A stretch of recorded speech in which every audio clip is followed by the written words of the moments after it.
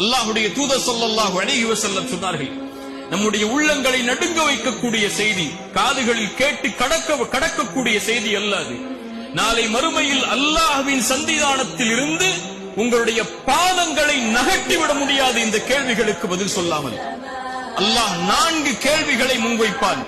அந்த 4 கேள்விகளுக்கும் பதில் கூறாத வரை அல்லாஹ்வுடைய சன்னிதானத்தில் இருந்து உங்களுடைய பாதங்களை நகட்ட முடியாது.